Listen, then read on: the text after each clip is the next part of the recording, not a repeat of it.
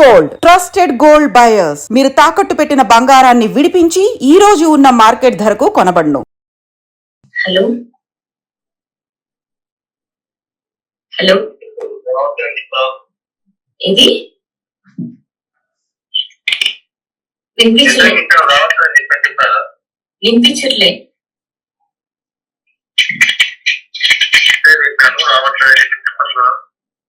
రావట్లేదని చెప్పాలా మీకు? వస్తా అంటే ఏమైతుంది ఇప్పుడు? వస్తా అంటే ఏం చేస్తారు?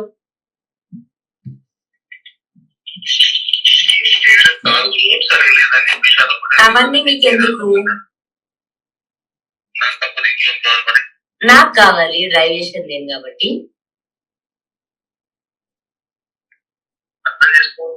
నేను చేసుకోని అంతే. గలీజ్, చాలా గలీజ్.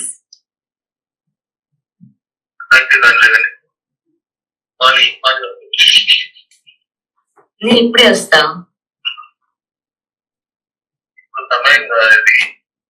అంటే మీరు డ్యూటీలో ఉన్నారు, మీరు ఇట్లా పనిలో ఉన్నారు, మీరు కలవడానికి అవ్వదు అంటే పర్లేదు, నో ప్రాబ్లం.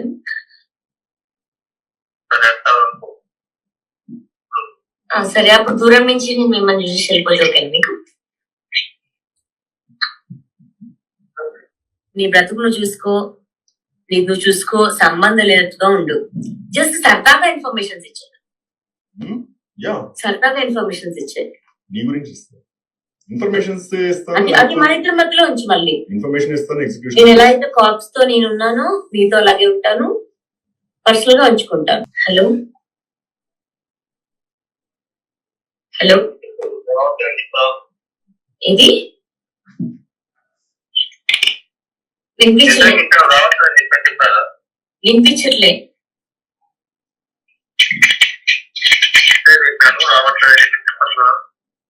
రావట్లేదని చెప్పాలా మీకు? వస్తా అంటే ఏమైతుంది ఇప్పుడు? వస్తా అంటే ఏం చేస్తారు?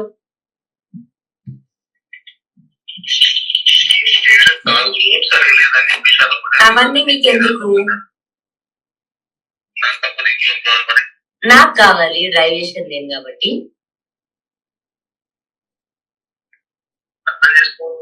నేను చేసుకోని అంతే. గలీజ్, చాలా గలీజ్.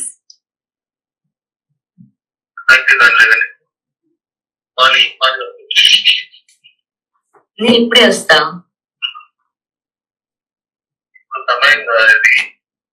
అంటే మీరు డ్యూటీలో ఉన్నారు, మీరు ఇట్లా పనిలో ఉన్నారు, మీరు కలవడానికి అవ్వదు అంటే పర్లేదు, నో ప్రాబ్లం.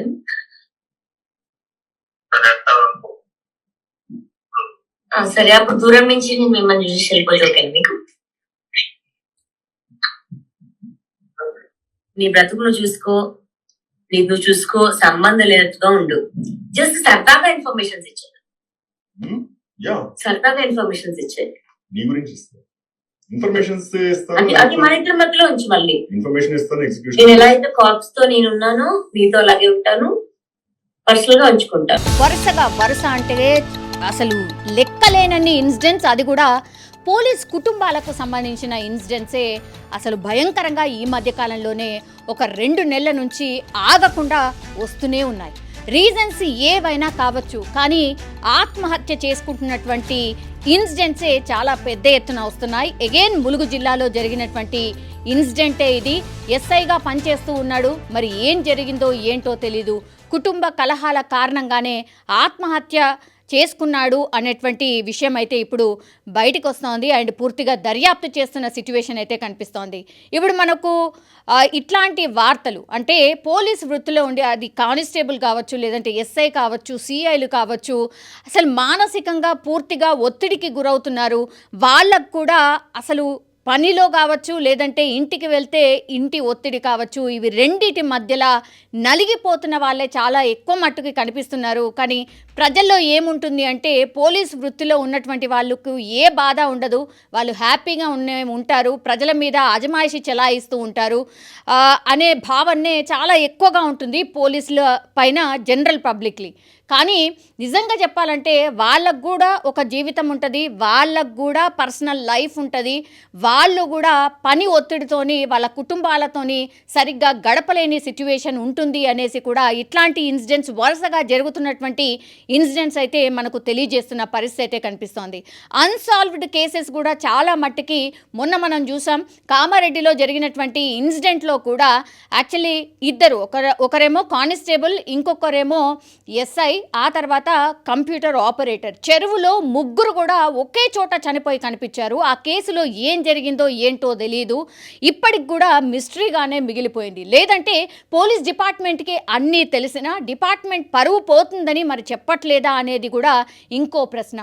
కానీ ఆ ఇన్సిడెంట్లో మాత్రం అగైన్ ఇద్దరు పోలీసులు, పోలీస్ డిపార్ట్మెంట్కి సంబంధించిన వ్యక్తులే, ఆ తర్వాత ఒక కంప్యూటర్ ఆపరేటర్, వీళ్ళందరూ కూడా ఒకే చోట పనిచేశారు. మరి ఏం జరిగింది ఏంటి ఆ ఇన్సిడెంట్లో ఏమైందో తెలియదు. బట్ ముగ్గురు మృతదేహాలు ఒకే చెరువు దగ్గర కనిపించడం, ఆ తర్వాత కూడా మనకు ఒక ఎస్ఐ ఒక ఆడపిల్ల వలలో చిక్కి పాపం ఆ ఎస్ఐ కూడా తట్టుకోలేక ఏమవుతుందో ఉన్నతాధికారుల ముందు నా పరువు పోతుంది అనుకున్నాడో ఏమనుకున్నాడో తెలియదు. కానీ ఆమె ఆ తర్వాత తెలిసింది ఏంటంటే ఆమె కిలాడి లేడీ, గతంలో కూడా ఒక ఇద్దరు ముగ్గురితోని ప్రేమాయణం నడిపించిన తర్వాత ఎస్ఐ ఇంకా కనెక్ట్ అయిన తర్వాత ఇంకా హ్యాపీగా ఉంటుంది నా లైఫ్ అనుకుంది. కాబట్టి పూర్తిగా ట్రాప్ చేసి ఆయనతో చాలా క్లోజ్గా మూవ్ అయ్యి పెళ్లి చేసుకుందాము అని ఇద్దరు ఒప్పుకున్నారు. కానీ ఎస్ఐ ఈ పిల్ల మీద ఎంక్వైరీ చేసిన తర్వాత పూర్తిగా ఈమె ఇద్దరు ముగ్గురిని ఆల్రెడీ మోసం చేసింది. ఆ తర్వాత ఎస్ఐ కాబట్టి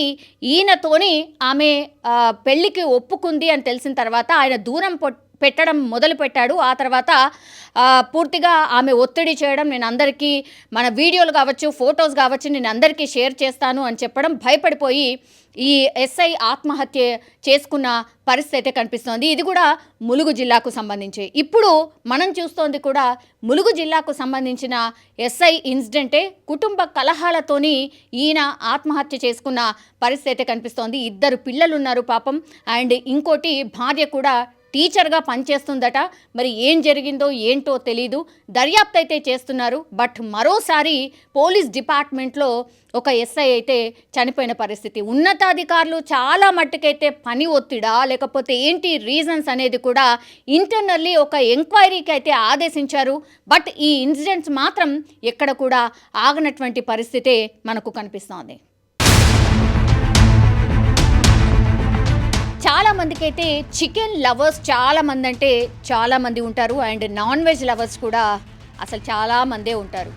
మాంసం లేనిది ముద్ద దిగనటువంటి వాళ్ళు చాలామంది పెరిగిపోయినటువంటి పరిస్థితి కనిపిస్తోంది. అట్లాంటిది ఈ వార్త ఎందుకు అంటే ఈ మధ్య కాలంలోనే చికెన్ ధరలు భారీగా పడిపోయాయి. అండ్ దీనికి రీజన్ ఏంటి అని అంటే యాక్చువల్లీ ఏం జరుగుతోందో ఏంటో అర్థం కాని పరిస్థితి. రెండు తెలుగు రాష్ట్రాల్లో కూడా కోళ్ల ఫామ్ లో 10,000, 20,000 కోళ్లు చనిపోతున్నాయి. అంతు చిక్కని వ్యాధితో ఇవి చనిపోతున్నాయి అనేటువంటి వార్త చాలా పెద్ద ఎత్తున వస్తోంది.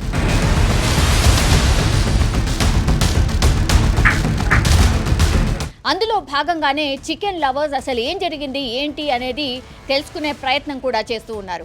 మనం గతంలో కూడా చూసాం, ఇట్లాంటి వైరస్లు కామన్గానే వస్తూ ఉంటాయి. అందులో భాగంగానే మనము 2012లో కావచ్చు, 2020లో కూడా ఇట్లాంటి వార్తలు వచ్చాయి. చాలా వరకు అప్పుడప్పుడు కోళ్లకు వైరస్లు రావడం, పెద్ద సంఖ్యలో చనిపోవడం, ఇట్లాంటి వార్తలు మనం వింటూ ఉంటాం.